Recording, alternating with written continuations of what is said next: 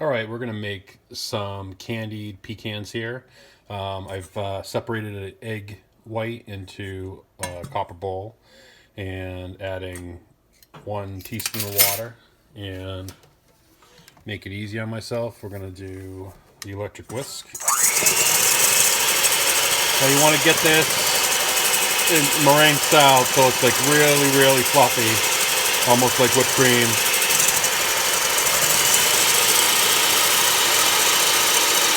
Make sure you add that 1 teaspoon of water. It makes a big difference. Get as much air as you can into it.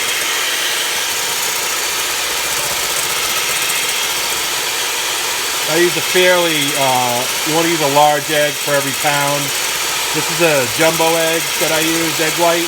So I'm expecting to get like a pound and a half out of this. You can see it's getting really nice now. Now you can do this by hand, but it's going to, you'll hurt yourself. You really want to get as much air in as possible. This helps when you're coating the nuts. They don't all clump up together because they have air separating between the nuts. And as you're adding the mixture of the cinnamon and the sugar and the salt, it layers on much better. It doesn't clump up, more even. Now you can see it's really nice now. I'm going to stop it right there before it gets too much. You want to get to the point where it's not coming out of the bowl. You can see I can turn it upside down and it's fine. So there we go. Now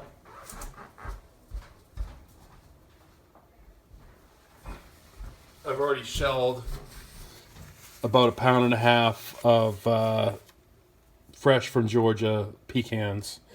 And you want to shell them. It's different flavor if you get them from the store that are already shelled. It's just a different flavor. They're already dried out. This really gives you, once you can crack that nut, it really gives you that great flavor. After you get that sugar and cinnamon on there. All right.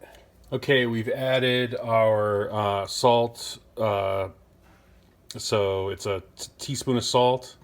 I did it just a little bit over because, like I said, I'm doing 1.5 pounds, so it's a teaspoon of salt for every pound of nuts. And then there's 1 cup of sugar for every pound. So this is just over a cup of sugar because I'm doing 1.5 pounds.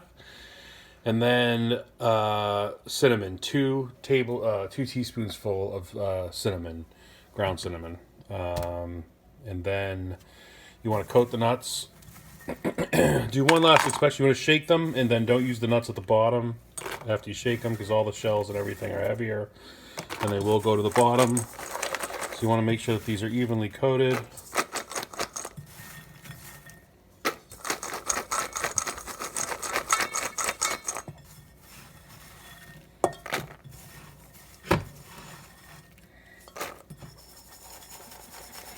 Shake them up real good. And like I said, skip the ones at the bottom. You can see all the sediment. Cherry pick the good ones out.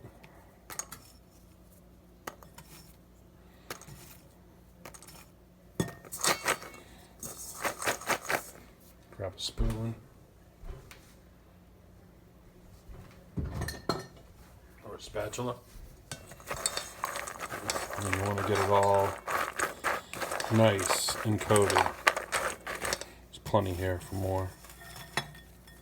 I've got a chicken that lays oversized eggs every time. They're jumbo, extra jumbo. And there's 2 of them that I have. They're Sex Links chickens, and they're amazing.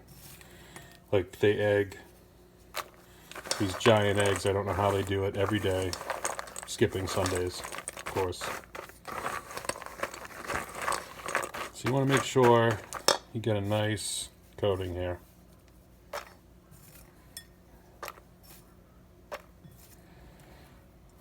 Trying to get every last decent one in here and coated.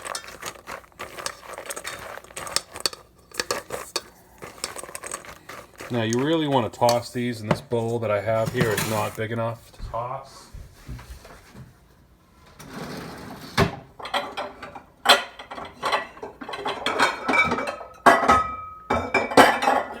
I'm going to get a nice big jumbo oversized bowl. I'm going to transfer this in. Very nice little one. And you see that meringue still holds up, and it actually allows it. And you can see they'll move much more freely. They'll be able to toss them a lot better. In here. So now I do about 5 applications. So 1, okay, shake that up nice and good, toss that nice and good.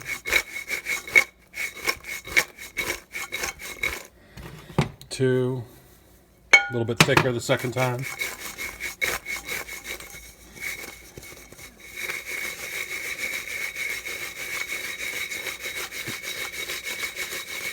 It's almost like you're making hard candy. And the better you do the meringue, I mean, it really allows. If when I first did it, I didn't do the meringue the way it should have been, like I showed you, so it doesn't fall out of the bowl, and it makes the nuts clump up, and it's not as good of an experience, taste-wise, because you get a lot of breaks in the coating. This is actually layering. See how those are like floating? You can tell you're doing it right when they start floating like that and not clumping up. Some of the smaller ones will, and you can break those out, but toss it really good and you won't have a problem.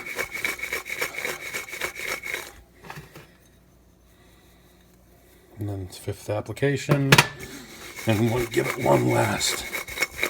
You want to break up as much as you can and cover as much as you can. Now you're preheating your oven to 250. These are going in there for 1 hour. And then we'll see when they're done. So you want to make sure they're not clumped up at all on a pizza screen. This is a 16 by 16 pizza screen. Takes about 1.5 pounds of nuts with enough space in between them.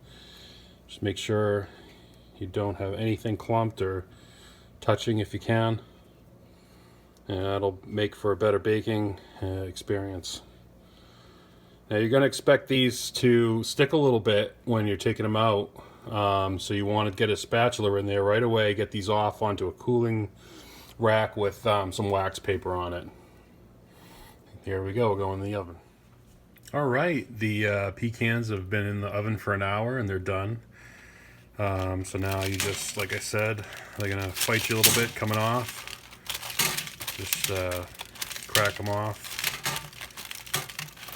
Pizza screen, and then you want to rinse the pizza screen with warm water right away, and all that sugar will come right off the pizza screen.